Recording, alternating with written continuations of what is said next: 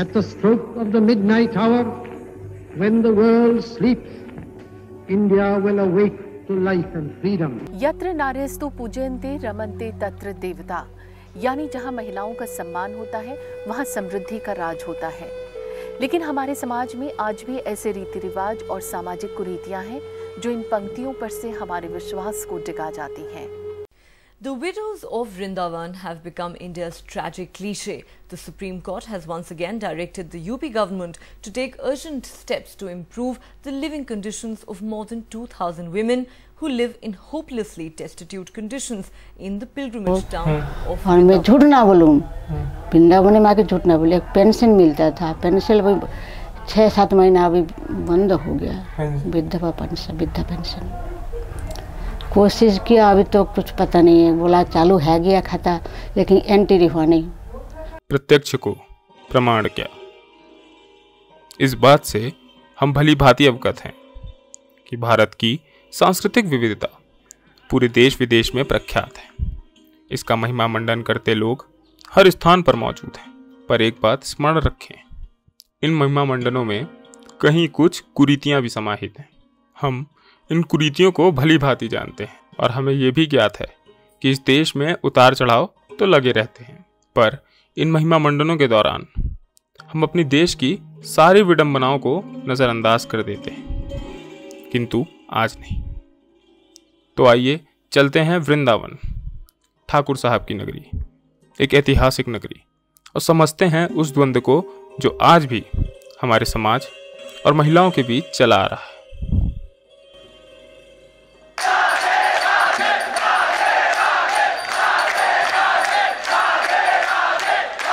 होना चाहिए। ठाकुर जी ने तो उनका पहले ही बिगाड़ दिया, अब फिर होने से फायदा क्या रहा? ये चीज़ भी तो है ना, यदि आदमी मौजूद है तो होली खेलने का आनंद अलग है, जब आदमी नहीं है तो होली खेलना बेकार है। क्या एक विधवा महिला को सम्मानित जीवन का अधिकार नहीं? जिस तरह एक पुरुष अपनी अर्धांगिनी के मरणोपरांत अपने जीवन को सामान्य और सम्मानित रूप से जारी रखता है, क्या एक नारी को भी ये मूल अधिकार नहीं होना चाहिए कि वो अपने सुहाग के मृत्यु के बाद एक सामान्य व्यक्ति की तरह अपना जीवन यापन करे?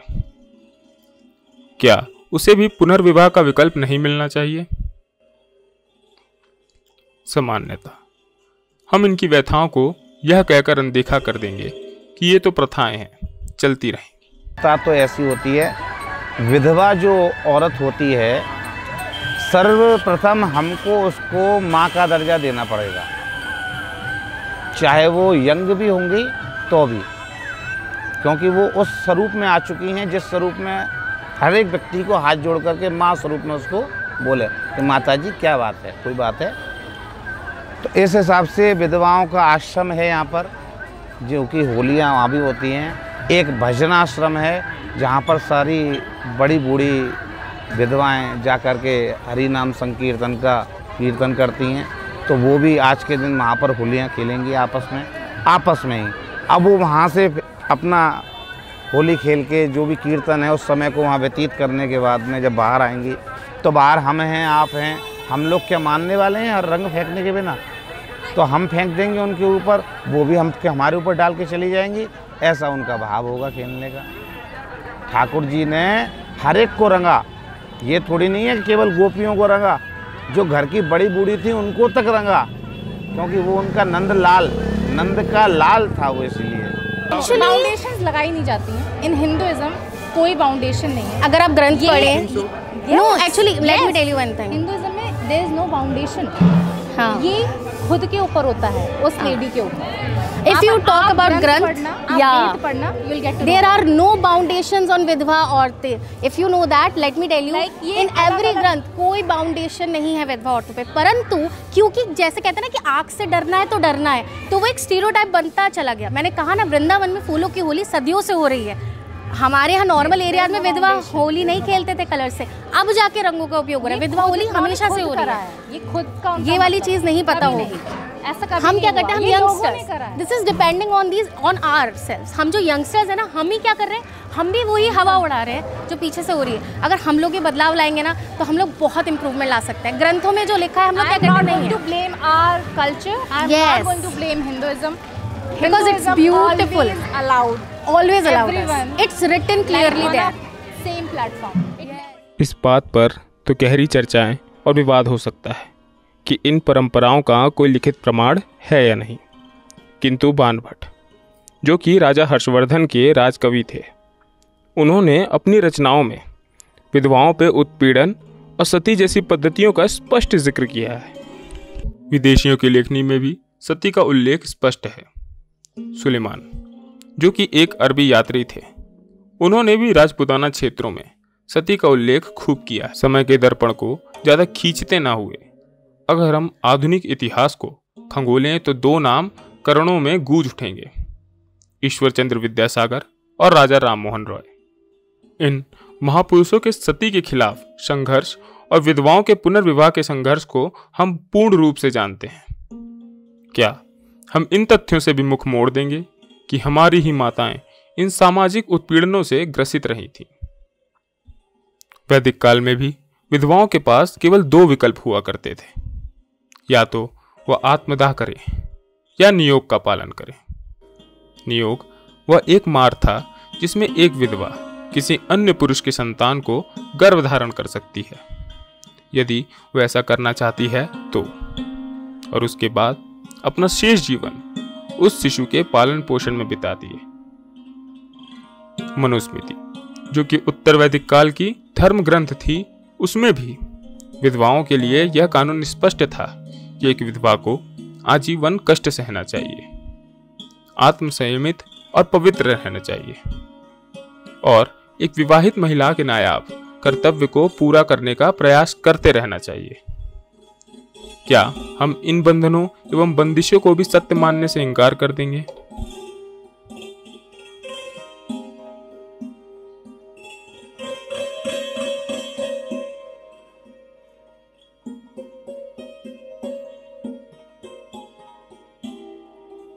आदमी मर जाता, नारी रह जाती है। जल्दी से आदमी मर गया और वृद्धा रह गई हो, अब वो वृंदावन ला के डाल दी जाती है।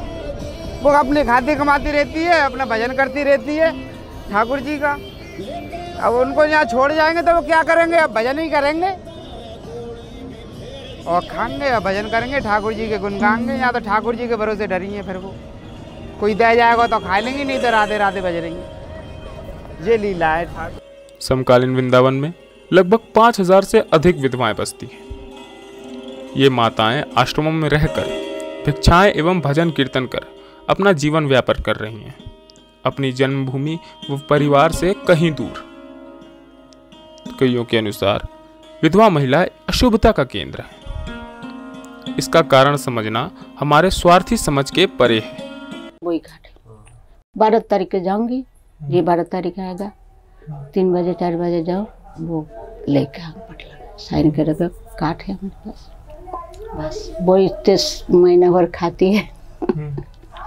और किसी को कुछ श्रद्धा है जाए दे जाती तो दे जाए तो मैं ले लेती, मना नहीं करती, और मैं ऐसा मांगती नहीं, दे बाबा दे माँ करके मांगती नहीं। और राधा रानी चला देता है सीखने के लिए। वो कितना दिन सिलाई सिखाया, बहुत दिन हम लोग माई लोग सिलाई किया, मैं नहीं किया। फिर लॉकडाउन में हम लोग मास्क बनाया, मैं खुद मास्क बनाया, मैं बहुत मास्क बनाया।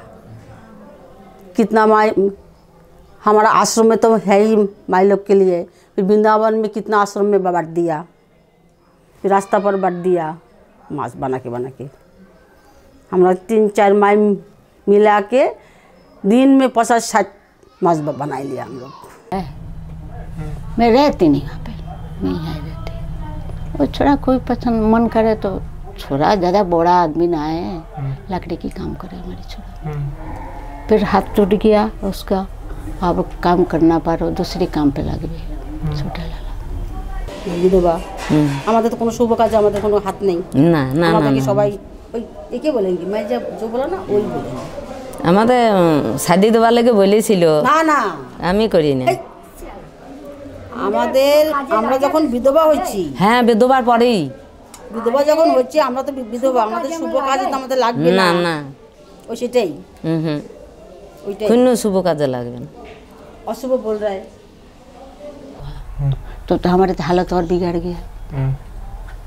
फिर आज 5 साल हुआ चला गया। बस ये हमारी असल कहानी है। यहाँ की किराया तो देखो, पहले तो मैं 100 रुपये में थी, आप ज़्यादा ले गो, 1000 रुपये 1200 रुपये ले गो कह रहा हो। अच्छा। अभी मैंने कोई बात किया नहीं है, भाड़ा कुछ बाकी पड़ा है।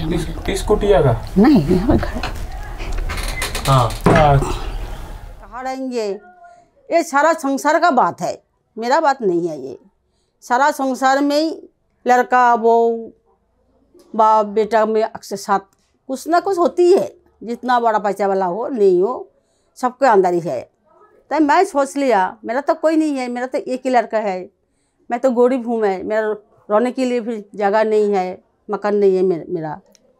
तो मैं एक काम करेंगे, वृंदावन चला जाऊँगी मैं, और हमें जाके राधा रानी के चरण में, गोविंद का चरण में मेरा आत्मा समर्पण करेंगे। और मैं अभी सोच लिया यहाँ में इतना उत्तम जगह है, वृंदावन गोलोक धाम जगह है, और हम लोग जो अभी रहती है ये जगह का नाम है ज्ञानगुदरी। ज्ञानगुदरी में हमारा आश्रम का नाम माँ शारदा।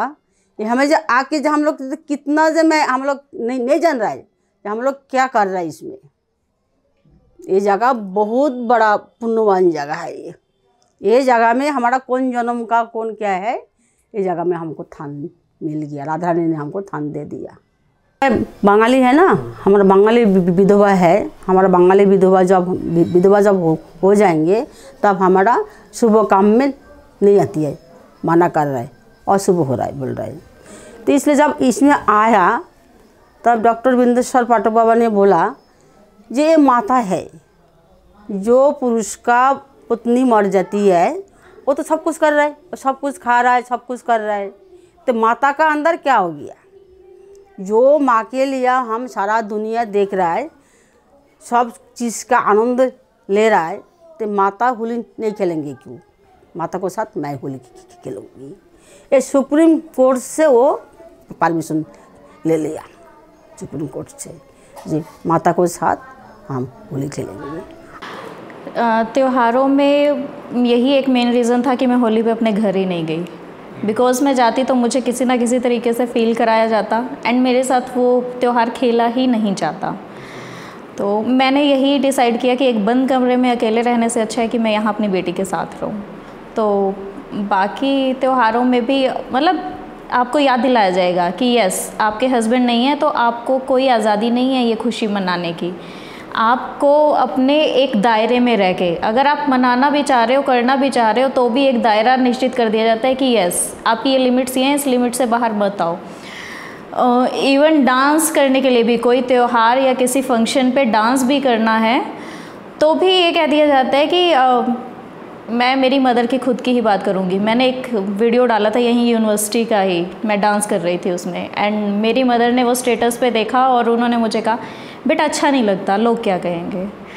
तो लोग क्या कहेंगे सबसे बड़ा रोक तो यही है हमारी सोसाइटी का, मतलब फैमिलीज़ के ऊपर भी ये प्रेशर है कि वो अपनी बेटी को हंसते हुए नहीं देख पा रहे हैं बिकॉज ऑफ द सोसाइटी। ऐसा नहीं है कि वो ये देखना चाह रहे हैं कि हाँ वो दुखी रहे, बस उन्हें यही डर है कि हाँ समाज में इज्जत कम ना हो जाए। तो ये सोसाइटी का बनाया हुआ है कि विडो को इस तरीके से ही रहे। There's no difference. Nobody marks them in a separate way. It's just another person, right? So it's a woman like any other, and in that sense, we don't really have them stand out in a positive or in a negative way. Yeah. I think it's a huge step, breaking the cultural stereotype. I think it's a very big step, and I think what's really amazing is that sense of community and that it's so many women in one place, because this is our first time in India and you see so many men on the streets everywhere all the time, but not that many women, and this is the first place that we've come to where it's so many women in one space and they're all celebrating together, and it's this very like communal feeling, and I really, really like that. It feels very safe, it feels very welcoming. And it's putting the focus on the women here, right? The pictures are being taken on the women, everybody's dancing around the women, and usually it's the men in the center. So here it's very different, it's very cool. Maybe educated ना होना भी सबसे बड़ा reason हो सकता है, because अगर मेरे पास भी एजुकेशन का सहारा ना होता तो मैं भी शायद भगवान के आगे सर पटक पटक के रो रही होती कि अब मैं क्या करूं। तो और पॉवर्टी भी रीज़न हो सकता है कि किस फैमिली से वो लोग बिलोंग करते हैं, उनकी फैमिली कितना कैपेबल है उनको देखने में, उनको संभालने में, ये भी रीज़न हो सकता है। और वो भगवान की तरफ चले गए, मैं एजुकेशन की साइड चली गई हूँ, शायद ये हो सकता है। बाकी एक चीज़ जब वुमेन को ये भी है कि जब सोसाइटी बिल्कुल ऐसे दरकिनार कर देती है, रिश्ते नाते सब कम हो जाते हैं, तो दैट टाइम पे उन्हें ये लगता होगा कि हाँ, जब दुनिया में कोई है ही नहीं तो भगवान ही हमारा सहारा है। मे बी ये भी एक रीज़न हो सकता है उनके लिए। और जब से पुराने अगर हम रिचुअल्स को देखें तो तब भी यही किया जाता था, वुमेन अगर विडो हो गई है तो उनका सर मुंडवा दो और उन्हें भेज दो मंदिरों में और छोड़ दो उन्हें किसी आश्रम में। तो मे बी वो रिचुअल्स भी उनके साथ, उनकी फैमिली बैकग्राउंड के साथ जुड़ी हूँ, दैट्स वाई वो देते नहीं है। स्टेरियोटाइप मतलब ख़राब सा है।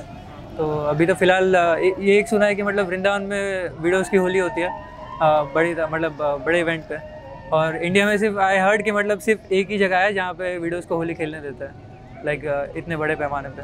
एंड मतलब इन जनरल छोटे मोटे मतलब खेलते तो हो गई, बट घर पे भी हमारी दादी घर पे होली खेलते हैं और हम ही खेलते हैं उनके साथ, बट वो भी बाहर नहीं जाती है, मतलब because since her husband died, my grandfather died, so she does not go out with that because obviously people do talk. उनको तो होली खेलना मना था, सादा कपड़ा पहनना, सादा खाना खाना, गाना नहीं गाना, रंग नहीं लगाना, अब जीवन के रस खत्म हो जाते हैं। तो आज देखिए, हमने कहा कि नहीं, तुम भी होली खेल सकती हो, तुम भी आदमी हो। आज देखिए कैसे होली खेल रहे हैं, कोई रंग नहीं लगा रहा है, ऐसे करके लगता है कि रंग की वर्षा हो गई।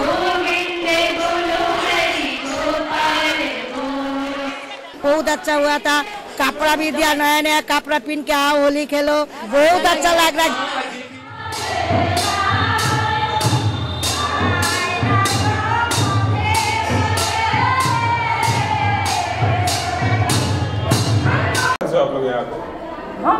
लड़का मुंह में कहाँ से आ गया, लड़का दादी क्यों नहीं बोल रहा है, जब तक दादी बोला दादी कितने साल से हो आप यहाँ? मेरा 11 साल हो गया ना, 2 महीना हुआ।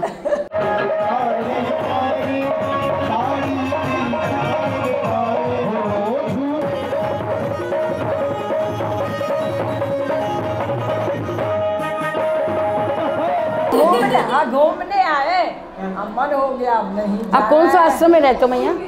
अभी के आश्रम में? हमारा आश्रम में? अभी के आश्रम? कितने बिहार में? सीताराम में।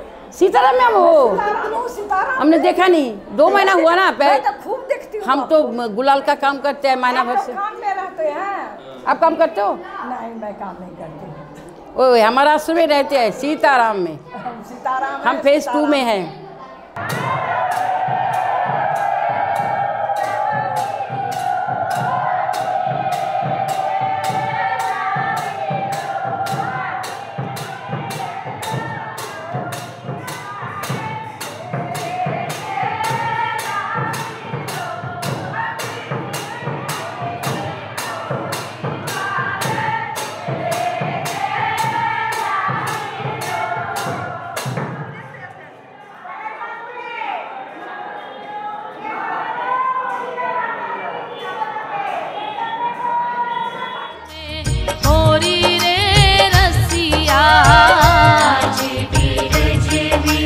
होली रे